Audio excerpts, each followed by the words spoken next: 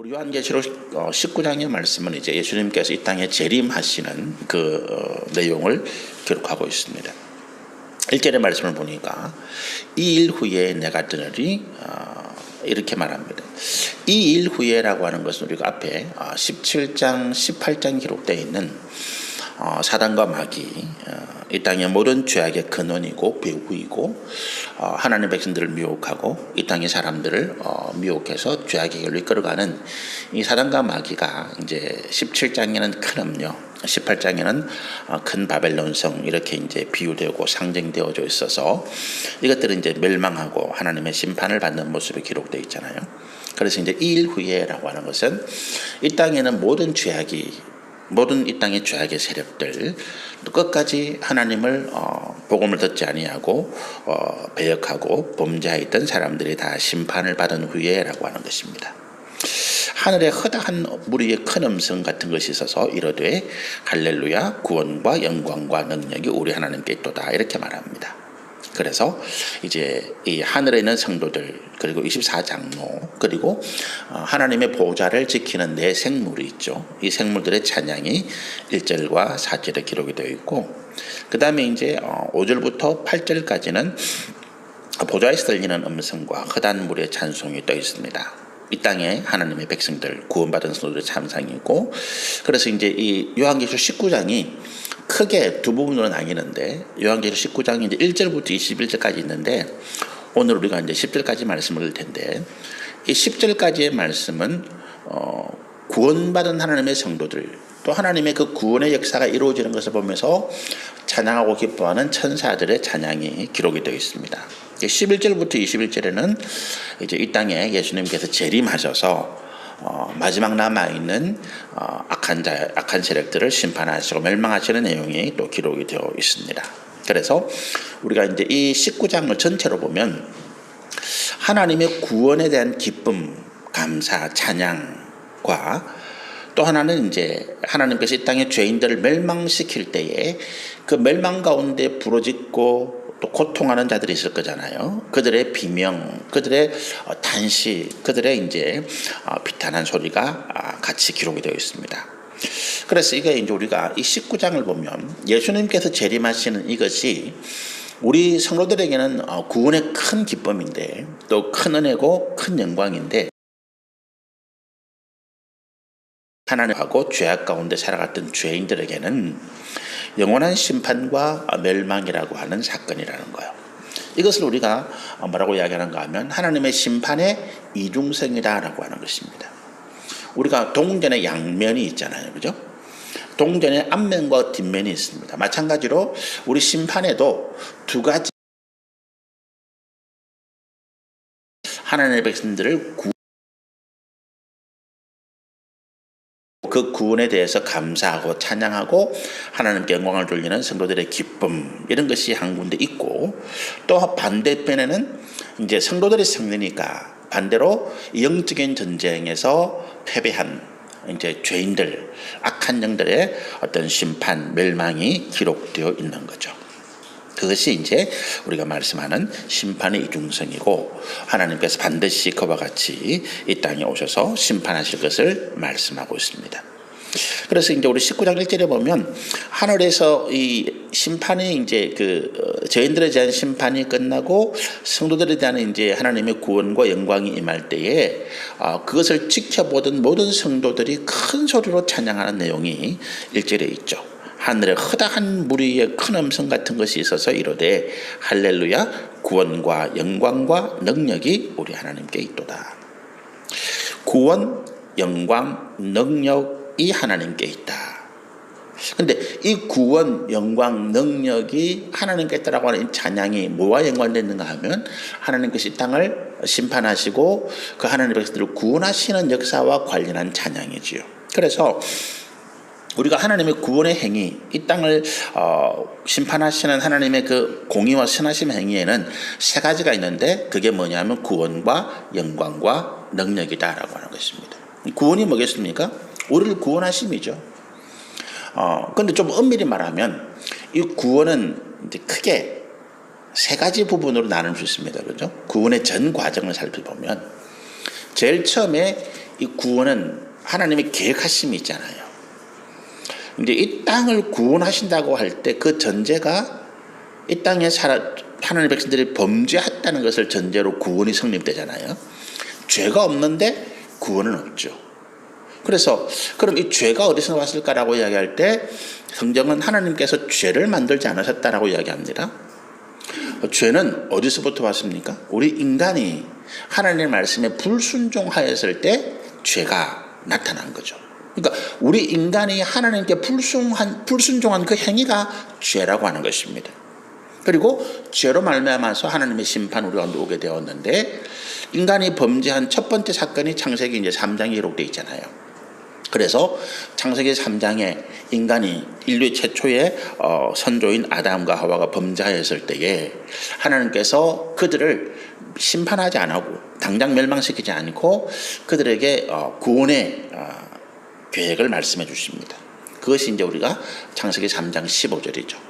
그게 내가 여인의 후손이 이 뱀의 머리를 상하게 할 것이고 뱀은 그 여인의 후손의 발꿈치를 상하게 할 것이다. 뭐 이런 말씀이죠. 그게 이제 뱀묘로 상징되어지는 이 뱀이 창세기 3장에 이제 아담과 구원을 온전히 잡아서 그 피를 흘리고 가죽을 옷으로 만들어서 입혀주셨다. 이것이 이제 창세기 3장 22절의 말씀인데, 이 사건이 하나님께서 우리 인류를 위해서 직접 시행하신 희생의 제사, 인간의 죄를 대속하시기 위한 희생의 제사, 그와 같은 희생의 제사를 통해서 인간의 이제 죄를 대속하시는 희생의 제사를 통해서 이어지고, 그것이 2000년 전에 예수님의 십자가의 대속의 사건을 통해서 희생의 제사가 완성되어지잖아요. 그리고 난 다음에 이제 비로소 오늘 19장의 말씀에 이르러서 우리 하나님께서 구원을 완성하시는, 이 땅의 모든 죄악을 멸하시고 죄인들을 심판하시고 우리를 하나님의 구원의 은혜 가운데 이끄시는 구원의 완성이 기록이 되어 있는 것입니다. 그래서 하나님의 구원하심을 찬양한다라고 이야기할 때는 이 모든 과정들이 이제 포함되어 있는 거죠. 그래서 이제 우리가 예수님을 믿는다라고 하는 것은 우리 구원의 시작이다, 제가 말씀을 드리고, 그리고 우리가 이 땅에서 사명을 다하고 우리가 이 땅에서 하나님 앞에 믿음을 다하고 천국에 들어갈 때에 구원의 완성이다, 이렇게 계속 말씀을 드리는 이유가 거기에 있습니다. 구원하심에 대해서 찬양하는 거죠. 두 번째는 영광입니다. 이 영광이 하나님께서 구원의 모든 일들을 계획하시고 또 과정을 주관하시고 완성하시잖아요. 그래서 이 구원에 대한 온전한 공로, 이 모든 우리가 죽을 수밖에 없는 죄인들이 하나님의 은혜 가운데 구원받고 새로운 생명을 얻었다 할 때 그 감사, 그 기쁨, 그 찬양을 우리가 누구에게 돌립니까? 우리의 구원을 계획하시고 완성하신 하나님께 돌리는 거죠. 그래서 하나님이 영광을 받으시는 것입니다. 또 더불어서 이제 우리가 이 고난과 환난 가운데서 인내하면서 하나님의 구원하심의 계획에 함께하였을 때에 우리 가운데도 믿음으로 받는 영광이 있죠. 그러나 우리가 이것이 이제 온전히 우리의 것은 아니기 때문에 우리가 성경에 보면, 요한계시록에 보면 24장로들이 자기들이 가지고 있는 영광, 면류관을 벗어서 하나님 보좌 앞에 드리는 모습이 있잖아요. 그래서 이것까지도 우리의 구원의 영광까지도 하나님의 것입니다 라고 하는 거죠. 그래서 우리가 이제 보통 하나님께 영광을 돌립니다 라는 표현 많이 하잖아요. 우리가 언제 그런 표현을 많이 쓰는가 하면, 무슨 내가 뭐 큰 상을 받거나 아니면 내가 무슨 어떤 일을, 성취를 이루었을 때, 그래서 사람들이 막 우리를 칭찬하고 또 사람들이 막 우리에게 박수를 보낼 때 우리가 이제 그런 이야기를 하잖아요. 모든 영광을 하나님께 올려드립니다. 근데 우리가 거기서 모든 영광을 하나님께 올려드린다라고 이야기할 때는 어떤 고백이 담겨 있습니까? 이 자리에 오기까지, 내가 이런 큰 업적을 이루고 내가 이런 큰 어떤 승리를 거둘 때까지 내 능력, 내 힘이 아니라 하나님께서 나에게 지혜를 주시고 능력을 주시고 은혜를 주셨기 때문입니다 라고 하는 고백이, 내가 하나님께 이 모든 영광을 돌려드린다라고 하는 고백이죠. 그러니까 우리 삶에 어떤 성취를 이루고 우리가 어떤 삶의 성공을 이루었는데 우리 입에서 그런 고백이 나오지 않는다. 방송에 나가서 말하는 것뿐만 아니라 내가 내 입으로 하나님께 나와서 하나님 제가 거둔 모든 성공, 하나님께 내가 모든 이룬 성취는 다 하나님께 주신 것입니다라고 하는 고백을 우리가 못한다라고 하는 건 뭐겠습니까? 내 마음 가운데 이 모든 것들이 내가 이루었다라고 하는 교만, 또 그럼으로써 이것이 내 것이다 라고 하는 어떤 생각들이 나를 사로잡고 있는 거죠. 그래서 우리가 이 하나님께 영광을 돌린다라고 하는 이 고백을 자주 수시로 훈련하듯이 할 필요가 있습니다. 우리 마음을 연단해 가는 거죠. 내가 받은 것은, 내가 이룬 것은, 내 성취는 내 힘이 아니라 하나님의 것이야. 하나님께서 내게 주신 것이야.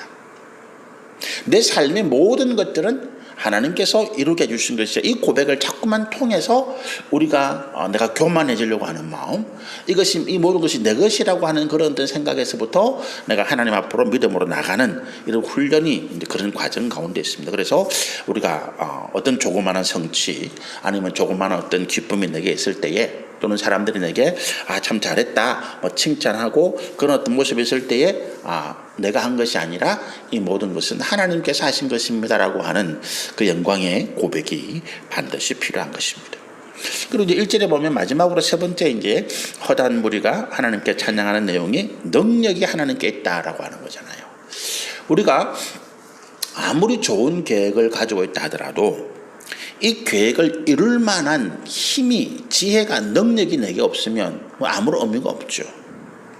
그래서 우리가 하나님을 믿는다라고 할 때 하나님께서 좋은 계획, 우리 세상을, 인간을 향한 아주 좋은 계획을 가지고 있을 뿐만 아니라 하나님께서 그 계획을 이루실 만한 지혜와 능력을 가지고 계시다는, 이것이 이제 우리가 하나님을 믿는 믿음이에요.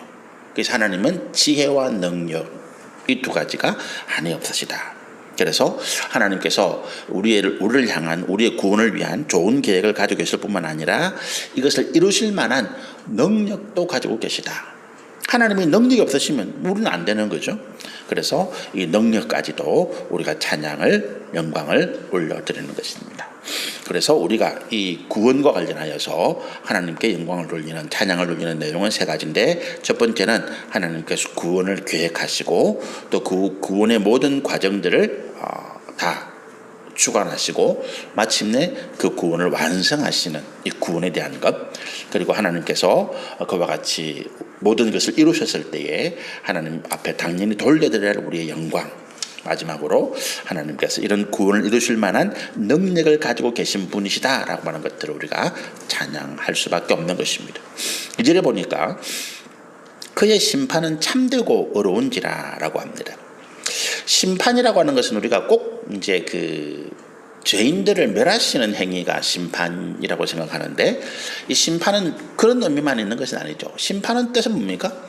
이제 옳고 그름을 구분한다라고 하는 그게 심판이잖아요. 그리고 이제 또 한 가지 중요한 것은, 심판은 어떤 전체적인 어떤 경기나 이 세상의 어떤 일들을 옳은 방향으로 바르게 이끌어가는 그런 능력이 심판이죠. 우리가 이제 뭐 어떤 스포츠 경기에서 심판이 있습니다. 그죠? 이 심판의 역할은 뭡니까? 심판이 없으면 스포츠 경기가 진행이 안 돼요. 예를 들어서 뭐 축구를 한다, 농구를 한다, 야구를 한다. 이 스포츠 경기들은 이제 몸과 몸이 부딪히잖아요. 그리고 그 과정에서 격렬해지기 시작하면 운동선수들이 감정에 치우쳐서 폭력이나 아주 위험한 행위들이 그 가운데 일어날 수 있습니다. 그죠? 그래서 심판은 그 각 스포츠 종목이 정해진 룰에 따라서, 경기 규칙에 따라서 이것을 공정하고 또 바르게 이끌어갈 책임을 가지고 있는 사람이 심판이에요. 이 심판이 없으면 경기가 이루어지지 않습니다. 경기가 이루어진다 하더라도 그 결말은 폭력이나 뭐 어처구니 없는 상황으로 끝날 수가 있죠. 하나님이 이 땅의 심판주십니다. 심판주라는 말은 뭐냐 하면, 이 세상의 모든 살아가는 피조물의 과정들을 살피셔서 하나님께서 정하신 선하시고 공의로우신 뜻대로 이끌어가도록, 그래서 그 룰을 어기고 반칙하고 또 그와 같이 힘으로, 폭력으로 자기의 뜻을 이루는 자들에게는 페널티를 주고, 그리고 공정하게 또 자기의 실력에 따라서 정정당당하게 믿음으로 살아가는 자들에게는 상을 주시는 이런 일이 심판이죠. 그래서 우리가 심판대에 선다라고 할 때 우리가 하나님의 심판대에 선다고 할 때 죄인들만 심판대에 서는 것이 아니라 우리 자신도 심판대에 서요. 죄인들은 또 의인들은 각자의 행위에 따라서 죄인들은 그 악한 대로 벌을 받게 될 것이고 우리는 뭡니까? 우리의 의로운 행위는 뭐 뒤에 보면 이제 의로운 행위가 나오는데 우리의 의로운 행위는 예수 그리스도를 믿은 것입니다. 근데 그걸로 끝나는 것이 아니에요. 우리가 뭐 예수 그리스도를 믿은 그 하나로 구원받는다 맞습니다. 그런데 거기에는 어떤 의미가 포함되어 있는가 하면 우리가 범죄하였을 때에 하나님의 거룩한 형상이 깨어지고 우리 안에 죄악으로 인해서 우리가 선과 의를 행할 능력을 잃어버렸잖아요. 우리는 깨진 그릇이란 말이죠. 그런데 예수님의 십자가 대속의 은혜라고 하는 것은 이 깨진 그릇을 다시 깨어지기 이전의 상태로 회복한 거예요. 그 깨어진 그릇을 버리지 않고 토기를 만드는 토기장이가 그 그릇을 다시 곱게 빻아서 진흙으로 빚어가지고 다시 원래 모양으로 만들어 놓은 것이 예수님의 대속의 은혜입니다. 그러면 그릇이 다시 만들어졌는데 이 그릇이 그냥 그대로 있으면 의미가 없잖아요. 원래 그릇을 만들어서 사용하려고 했던 그 용도대로 쓰임되는 것. 이게 우리가 예수를 믿어서 구원받은 이후에 이 땅을 살아가면서 하나님 진리의 말씀에 순종하고 선함과 공의를 행하는 일들이에요. 믿음 일들이에요. 그래서 우리가 천국에 들어가는 이 천국의 역사는 예수를 믿는 것 이것으로는 아니다라고 하는 것입니다. 이게 이제 어디서 극렬하게 말씀이 나타나는가 하면 우리가 마태복음 25장에 보면 그 예수님께서 재림하셔서 하나님 앞에 이제 성도들을 구분하는데 양과 염소로 구분해 놓죠. 그게 이제 안 믿는 사람을 구분하는 게 아니에요. 양과 염소를 구분하는 것입니다. 그리고 오른쪽에는 양, 왼쪽에는 염소 이렇게 구분하죠. 그러면서 이제 염소들에게 이야기합니다. 너희가 내가 배고플 때 음식 안 주고 목마를 때 물 안 주고 내가 아플 때 안 돌봤어. 그러니까 너희는 이제 내가 준비한 천국에 들어갈 수 없어. 이렇게 이야기합니다. 그러니까 이 왼쪽에는 염소들이 뭐라고 합니까? 우리가 언제 그랬습니까? 예수님이 언제 우리한테 와서 물 달라 하고 뭐 먹을 거 달라 그런 적 없잖아요. 예수님이 지극히 작은 자에게 한 것이 나에게 한 것이다라고 이야기하면서 나더러 주여 주여 하는 자보다 천국에 들어가지 못한다라고요. 왼쪽에 있는 염소들이 어떤 존재라고요? 예수님을 믿는 존재라고 하는 것. 그런데 예수를 믿었다고 하면서 그 삶의 모습은 여전히 예수를 믿기 전에 정욕과 탐심으로 살아가던 자들이었다는 거죠. 그들의 삶 가운데서 진리의 말씀을 따라 선하고 의로운 행위를 하는 것은 나타나지 않았다는 것입니다. 제가 말씀드린 것처럼 처음에 예수님을 믿는 것이 천국에 들어가는 완전한 조건이냐? 아니다라고 말씀드렸어요. 그죠? 이 말씀을 잘못 오해하면 저 목사 이단 아니야? 라고 이야기했어요. 그게 아니고 예수님을 믿는다고 하는 얘기에는 더 큰 포괄적인 의미가 있다는 거예요. 단순히 내가 예수를 믿습니다 고백하는, 우리가 전도할 때 십자가에 달린 예수님이 우리를 구원하시고 예수를 믿으면 천국에 가고 예수님 믿겠습니까? 영접하겠습니까? 그럼 간단하게 예, 내가 예수님 믿겠습니다. 내 죄를 회개하고 고백하고 믿습니다. 그럼 당신은 하나님의 자녀가 되었습니다. 이야기하잖아요. 그게 가짜는 아닙니다. 진실인데 우리가 지난주에 이제 우리가 믿음의 능력에 대해서 말씀을 나누면서 시편의 말씀 가운데 우리가 그 어린아이 같은 믿음에서 성숙한 믿음으로 자라야 되는 것을 말씀을 나누었잖아요. 어린아이 같은 믿음이라는 거예요. 내가 거듭났는데 거듭난 아이가 장성한 어른으로 거듭나는 것이 아니라 마치 육신으로 갓난아이가 태어나는 것 같은 그런 어린아이. 그런 어린아이가 하나님 말씀 안에서 훈련받고 연단받아서 선과 의를 행할 수 있는 어른으로 자라고, 그래서 어른의 몫을 감당할 때 이것이 이제 우리가 천국에 들어갈 수 있는 믿음의 의라고 하는 것입니다. 옳은 행실이라고 하는 거예요. 그런데 내가 예수를 믿었는데 영접은 했는데 세례는 받았는데 그 이후에 내가 여전히 세상의 정욕과 탐심을 따라서 내가 그렇게 살아간다면 이것이 하나님 보시기에 온전한 믿음의 모습은 아니더라는 것입니다. 그래서 나더러 주여 주여 하는 자마다 다 천국에 갈 것이 아니다라고 하는 말씀이 나오죠. 또 계속해서 우리가 천국에 대한 비유를 보면 천국의 잔치자리에 모였는데 초점을 모였는데 그 중에서 주인이 다니면서 보니까 쫓아내는 사람들이 있어요. 잔치자리에 앉은 사람 쫓아냅니다. 왜 쫓아냅니까? 너희가 예복을 입지 않았다는 것입니다. 그 예복이 뭐겠습니까? 내나 믿음의 어려운 행위라고 하는 것입니다. 그래서 우리 이 구원은 우리가 볼 때 예수 믿으면 행위는 필요 없어라고 하는 것들이 굉장히 우리가 마음에 강하게 있는데 그게 이제 성경을 잘못 알고 있다는 거예요. 특히 이제 이 야고보서가 행위, 믿음, 구원받은 이후에 예수 믿은 이후에 행위에 대해서 굉장히 강조하잖아요. 어려운 행위에 대해서. 그래서 이제 이게 너무 이제 행위를 강조하다 보니까 마틴 루터 같은 사람, 종교개혁을 한 루터 같은 사람은 이 사람이 이제 오직 믿음으로 구원받는다. 이것만 강조하다 보니까 믿음과 행위를 이분법으로 나눠버렸어요. 행위는 율법의 행위인데 이걸 야고보서 계속 강조하고 있단 말이에요. 자기가 볼 때. 그래서 이거는 성경에서 빼버리면 좋겠다. 마틴 루터가. 그러면서 뺄 수는 없으니까 이거는 지푸라기야. 성경에 포함되어 있는데 이거는 지푸라기 같은 거야. 이건 참고할 필요가 없어. 그렇게 말할 정도로 이 마틴 루터가 이제 얘기를 했는데 그거는 마틴 루터의 철저한 오해라고 하는 거예요. 우리가 믿음 안에는 온전한 행위가 믿음을 완전하게 한다는 거죠. 알고, 그렇죠? 벼가 익을 때 껍데기가 만들어집니다. 껍데기가 겉으로 볼 때는 이게 모양이 완전해요. 그죠? 근데 그 안에 이제 뿌리로부터 올라온 그 영양분이 물이 차면서 이게 굳어지잖아요. 이제 알곡이 익어간다는 건데 그 알곡이 익어져야 이게 완전한 이제 벼가 되는 거죠.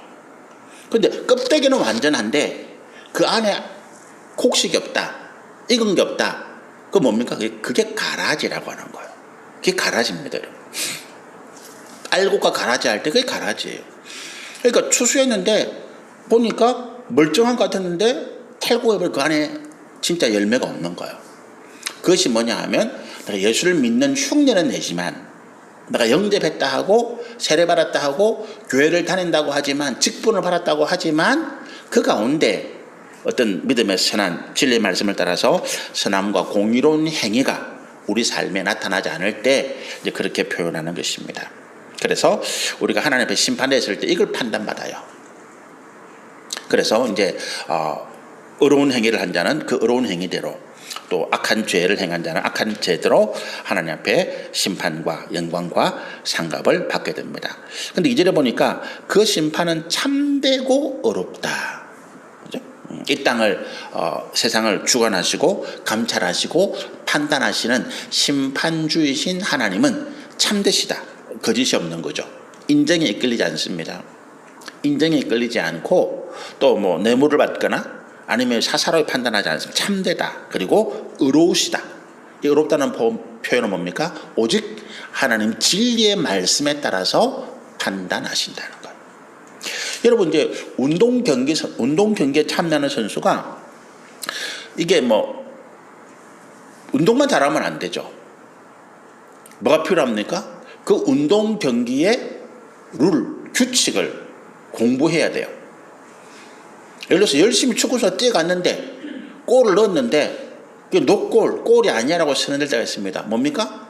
그거 반칙하면 룰을 어겨서 상대방을 밀치고 들어가서 골을 넣었다든지 아니면 오프사이드라고 해서 상대방 수비수보다 먼저 지가 들어가 있다가 그 공을 받아 들어갔다든지 룰을 어겨서 골을 넣으면 공이 그가 찬 공이 골대에 들어갔지만 골로 인정이 안 돼요. 그렇잖아요. 룰을 모르기 때문에 열심히 달렸지만 허심쓴 거예요. 그래서 운동선수가 기량을 연습하는 것도 굉장히 중요하지만 그 경기의 룰을 정확하게 아는 것이 굉장히 중요합니다. 그러면 아까 말씀드린 것처럼 하나님이 어려운 심판주다 할 때 그 어렵다는 기준이 어디 있다고요? 하나님께서 주신 말씀이라고 하는 거예요. 우리가 성경을 공부해야 될 이유가 여기 있는 것입니다.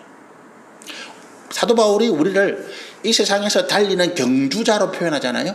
우리는 경주하는 자입니다. 경주하는 자가 법을 모르면, 룰을 모르면, 규칙을 모르면 실격패를 당하는 거예요. 남들보다 아무리 1등으로 달려가도 그 사람은 룰을 어겼다 실격패인 겁니다.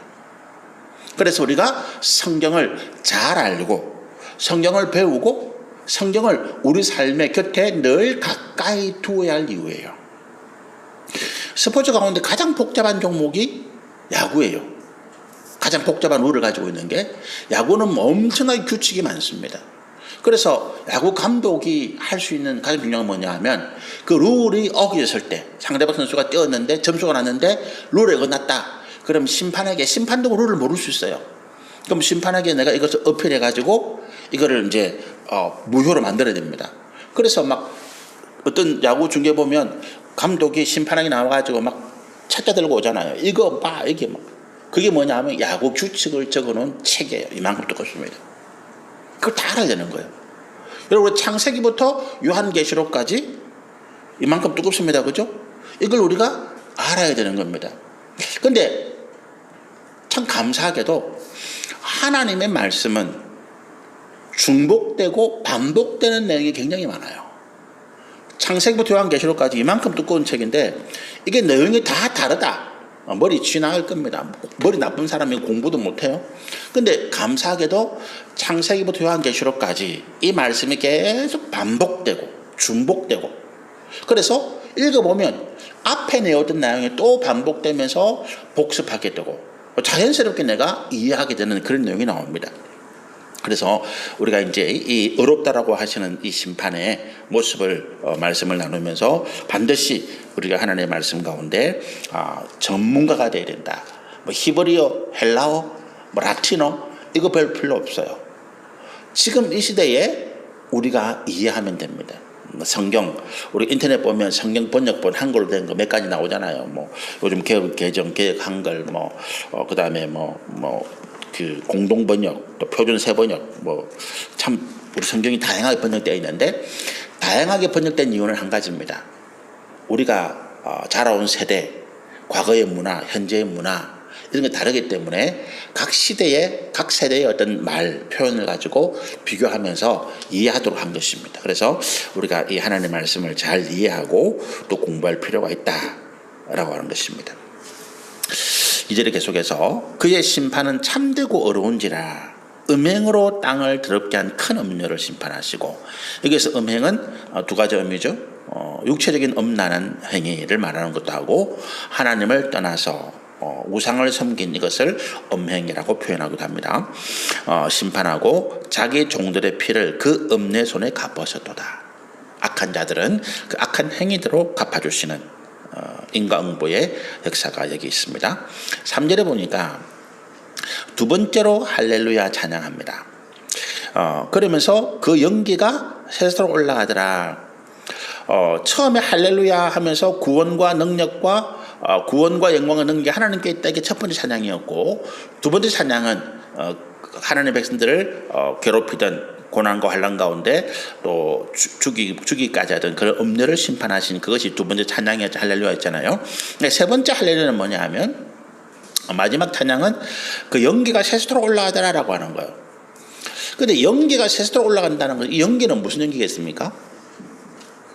지금 이 상황이 1절에 2일 후에라고 하는 거니까 이 땅에 큰 바빌론성, 이 땅에 이제 악한 모든 세력들이 다 무너지고 망한 불타고 무너진 거기에서 연기가 올라갈 거 아니에요. 그죠? 그 연기입니다. 그 연기인데 이것이 왜 하나님께 찬양이 되고 영광이 될 것이냐라고 하는 거죠. 우리가 이제 구약 성경에 이런 표현들이 있어요. 하나님께서 이스라엘 백성들이 그 하나님께 그 번제를 드릴 때 하나님께 번제를 드릴 때 그 번제는 뭡니까? 짐승을 잡아서 가죽을 벗기고 모든 피를 제하고 깨끗하게 씻은 다음에 통째로 하나님께 불에 태워서 드리는 제사가 번제예요. 그럼 그 번제를 통해서 뭐가 올라갑니까? 고기가 타는 연기가 하나 올라가거든요. 근데 이게 이제 하나님께서 기뻐하시는 향기다 이런 표현을 씁니다. 우리가 이제 그 가인과 아벨에 대한 제사 이야기 나올 때 애들 그 그림책 같은 데 보면 가인이 드리는 제사 연기는 하늘로 못 올라가요. 막 가인이 뭐 콜록콜록거리고 그런데 아벨이 드리는 그 제사의 연기는 하늘로 쫙 올라갑니다. 그게 뭘 표현하는가 하면 하나님께서 아벨의 제사는 기쁘게 받으시고 가인의 제사는 안 받으셨다라고 하는 의미예요. 우리가 이제 그 제사 저는 전통 저는 우리 제가 구대 종갓집의 막내라 그랬잖아요. 옛날에 어릴 때 이제 어른들 오셔서 제사 지금 축문을 읽잖아요. 충분히 늦을 때 이제 몇월 몇 시에 뭐 이렇게 하니 우리 후손들이 마련한 이 모든 제사의 제물을 기쁘게 흠향해 주십시오 이런 표현을 써요. 흠향해 주시옵소서. 그 흠향이 뭐냐 하면 향기를 맡는다라는 뜻입니다. 귀신들이 뭐 제물을 먹을 수 없잖아요. 그 제물에서 올라오는 향기를 맡아서 우리 조상들의 제사를 잘 드렸다 이런 표현을 쓰거든요. 근데 그게 어디서 나오는 표현인가 하면 구약의 성경에서 나온 표현이에요. 아까 말씀드린 것처럼 번제를 드릴 때 그 번제를 태울 때 올라가는 연기가 하나님께서 맡으시고 기뻐하신다는 것. 왜 그럼 그 연기를 기뻐하셨을까? 그 제물이 어떤 제물이라고요? 하나님 백성들의 모든 죄를 대신 지고 죽어지는 속죄의 제물이에요. 거기서 태워지는 것은 짐승의 고기가 아니라 하나님 백성들의 죄악이 태워지는 거죠. 그러니까 하나님 보실 때에 하나님께서 하나님 백성들이 범죄하고 그 범죄한 것을 구원하시기 위해서 이 땅에 하나님의 독생자신 예수님께서까지 보내시는데 하나님께서 가장 기뻐하시는 일이 죄인들이 회개하고 돌아오는 거라 그랬잖아요. 그런데 그 죄인들이 회개하고 돌아오는 행위가 구약 시대에는 뭐였다고요? 하나님 앞에 속죄의 제물로 제사를 드리는 행위였다라고 하는 거예요. 지금 이 시대는 우리가 예수를 믿어서 하나님 앞에 믿음으로 사는 모습이 우리가 하나님 앞에 가장 기뻐하는 행위잖아요. 그런데 구약 시대에는 예수님의 십자가 사건이 있기 전이니까 짐승의 제물을 속죄의 희생제물로 삼아서 그것을 우리가 태워드릴 때 거기에 우리의 회개, 하나님을 향한 믿음의 고백이 들어가 있다는 것.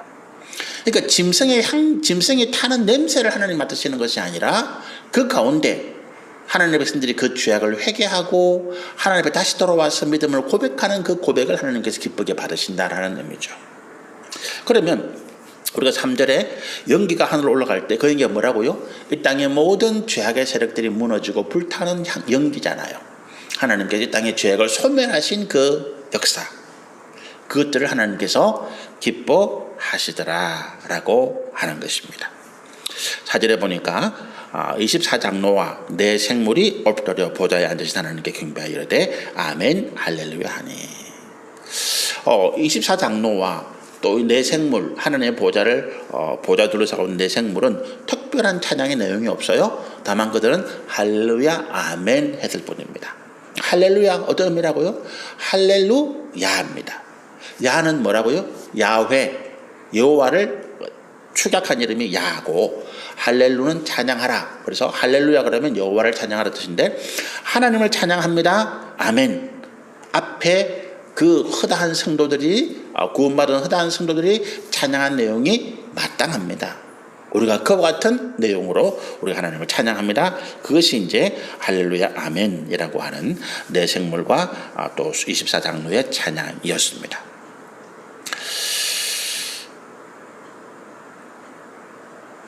그리고 5절에 보니까 보좌에서 음성이 나서 이 보좌에서 들리는 음성은 하나님의 음성이에요. 우리가 이제 성경에 보면 천사의 음성, 생물의 음성, 음성에 말하는 주체가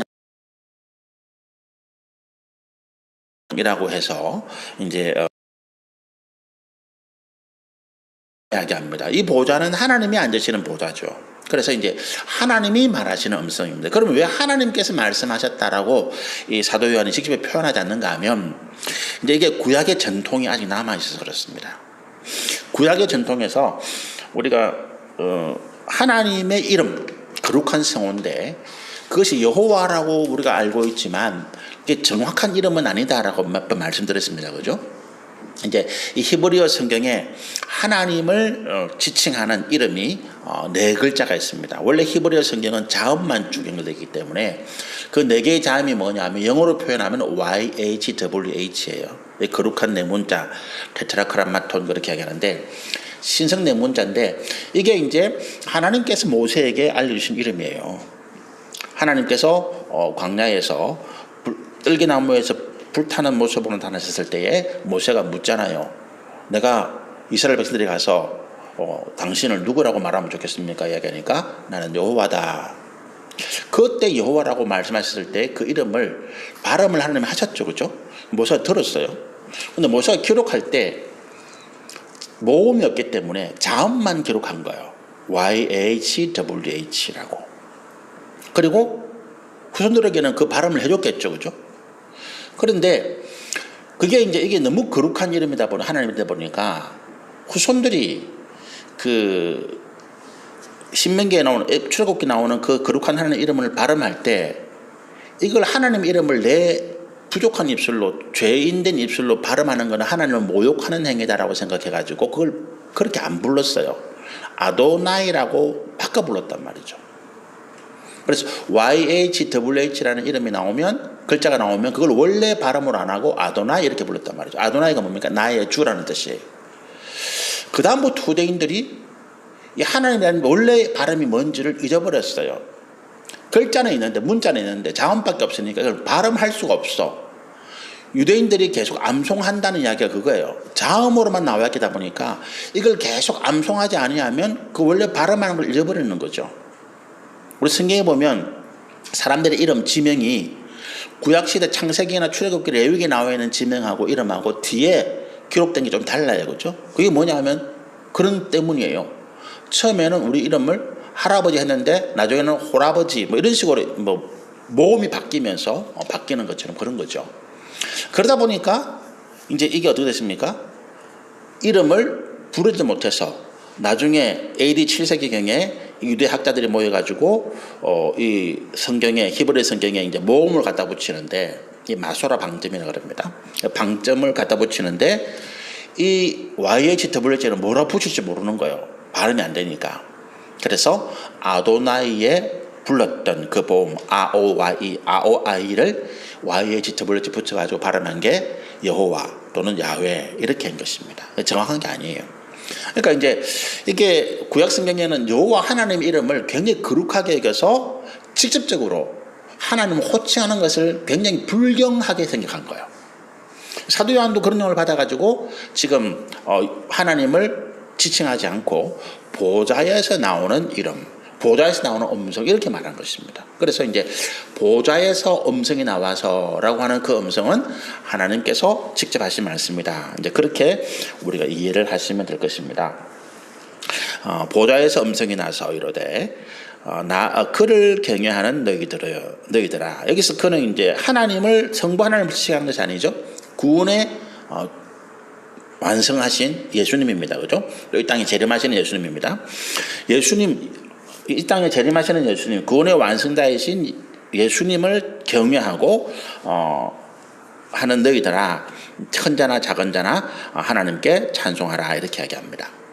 그러니까 여기서 이제 찬송하라는 대상은 천국에 있는 사람들 아닙니다. 마지막 때까지 이 땅에 남아서 예수를 믿는 믿음을 지키고 인내했던 성도들을 향하는 것입니다. 그들이 이제 자기의 눈으로 재림하시는 예수를 보잖아요. 그죠? 그런 상황들입니다. 여기까지 하시죠. 여기까지 하시고 또 5절부터 10절까지 말씀은 또 그 이어지는 말씀은 다음 주에 말씀을 나누시면 좋겠습니다. 제가 이제 말씀드린 것처럼 이제 크게 두 가지입니다. 하나는 이제 우리 심판의 이중성이다. 심판의 이중성이다. 하나님께서 이 땅을 심판하실 때에 하나님이 믿고 인내하고 끝까지 믿음을 지킨 사람들에게는 영광과 상급과 승리를 주시지만 그때까지 하나님을 거역하고 진리의 말씀을 거역한 자들에게는 영원한 심판과 멸망이 있을 것이다. 또 한 가지, 우리가 천국에 들어갈 때 내가 예수 믿었다라고 하는 표현만으로는 부족하다. 이 예수를 믿었다는 표현 가운데는 뭐가 들어가야 된다고요? 내가 진리의 말씀으로 내가 예수를 믿어서 구원받은 이후에 내 죄를 대속받은 이후에 속함받은 이후에 세례받고 신앙생활 교회생활을 한 이후에 세상에서 내가 선함과 공의를 따라서 믿음으로 살아가는 이 믿음의 삶이 더 중요하다. 마지막으로 내가 하나님 앞에 영광을 돌린다는 고백을 자주 해야 된다고 말씀드렸습니다. 영광을 돌린다는 고백 가운데는 내 교만, 이것이 내 공로다, 모든 것이 내 것이다라고 하는 생각을 끊고 내가 하나님의 믿음 가운데 나가려고 하는 그런 믿음의 모습들이 그 가운데 포함되어 있다라고 하는 것들을 말씀을 드렸습니다. 하나님 앞에 우리 감사한 마음을 담아서 또 이런 신앙의 고백을 담아서 같이 기도하시면 좋겠습니다. 할렐루야. 하나님 아버지.